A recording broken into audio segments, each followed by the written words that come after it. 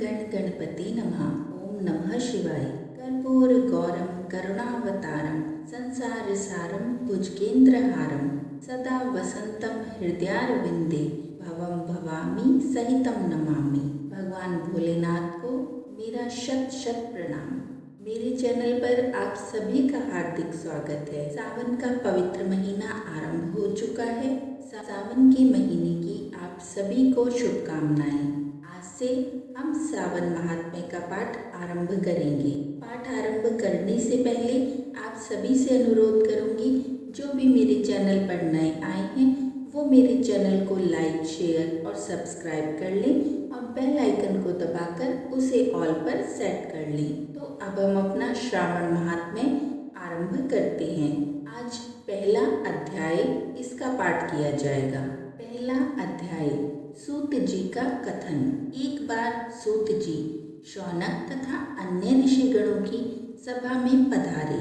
सूत जी ने उन्हें आदरपूर्वक प्रणाम किया और बैठने के लिए आसन दिया। उनके बैठने के बाद मुनि श्रेष्ठ शौनक जी ने सूत जी से पूछा कि हे प्रभु, हम सब मुनियों की इच्छा हो रही है कि आप हमें कोई ऐसी कथा सुनाइए जिससे सुनकर हम सब तृप्त हो जाएं। हमने आपके मुख से अनेक आख्यान सुनकर आनंद को प्राप्त किया है। आपके मुख से हमने तुला राशि का सूर्य होने पर कार्तिक मास का महात्म्य, मकर राशि का सूर्य होने पर माघ मास का महात्म्य तथा मेष राशि का सूर्य होने पर वैशाख मास का महात्म्य सुना है। अब इन मासों से भी उत्तम कोई मास है तो हम उसका महात्म्य आपसे सुनना चाहते हैं। शौनक जी का आग्रह सुनकर सूत जी बड़े प्रेम पूर्वक शब्दों से बोले कि हे श्रोताओं में निम्नलिखित 12 गुण होने चाहिए।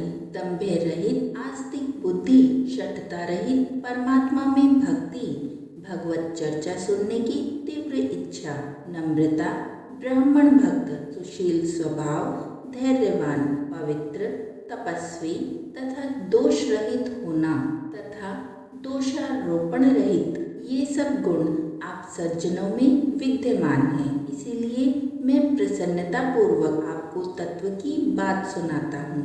एक बार ब्राह्मण पुत्र सनत कुमार ने भगवान शिव से पूछा कि हे महादेव, हमारे हृदय में ऐसे मास में महात्म्य को सुनने की इच्छा हो रही है जो सब मासों में श्रेष्ठ हो।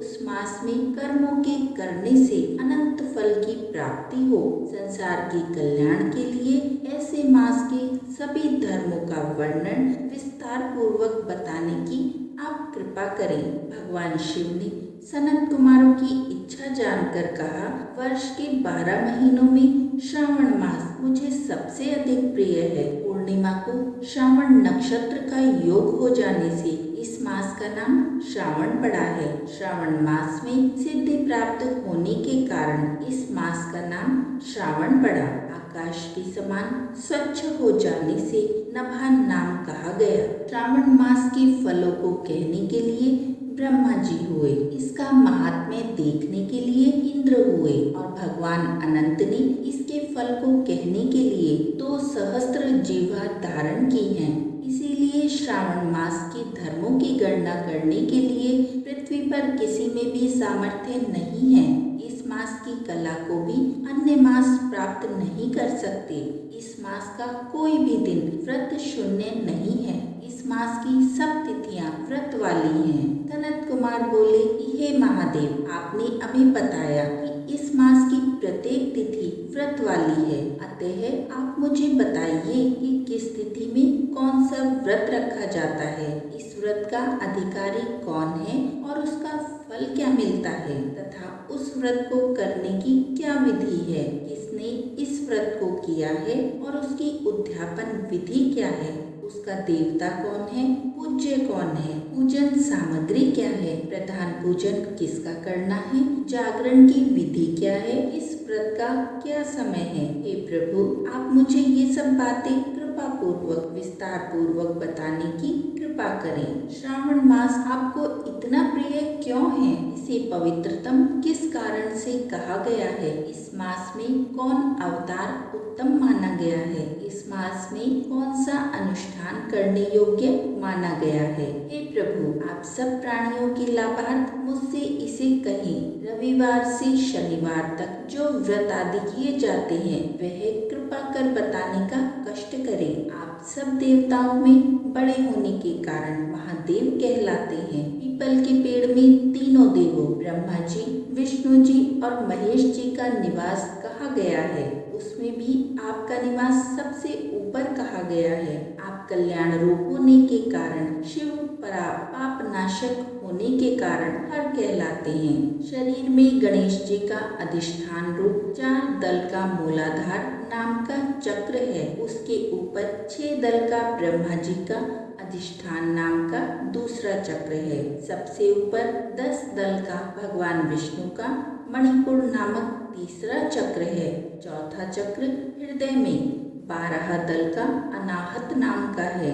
इस चौथे चक्र में आपकी स्थिति कही गई है। आपका निवास सबसे ऊपर होने के कारण आपको मुख्यतः कहा गया है। इसीलिए आपका पूजन करने से पंचायतन का पूजन हो जाता है। अन्न को ब्रह्ममय कहा गया है। भगवान विष्णु जल रूप कहे गए हैं। जब आप उस अन्न और जल को ग्रहण करते हैं तो आपकी प्रवीणता में किसी को लेश मात्र भी संदेह नहीं रह जाता। आपका शमशान और पर्वत पर निवास सब प्राणियों को विरक्ति का संदेश देता है। आपके यश का वर्णन करना वाणी से तो परे ही है। इस प्रकार ये प्रथम अध्याय का पाठ यहीं पर समाप्त होता है। कोई त्रुटि हो जाए तो क्षमा कीजिए। बोलिए ओम नमः शिवाय।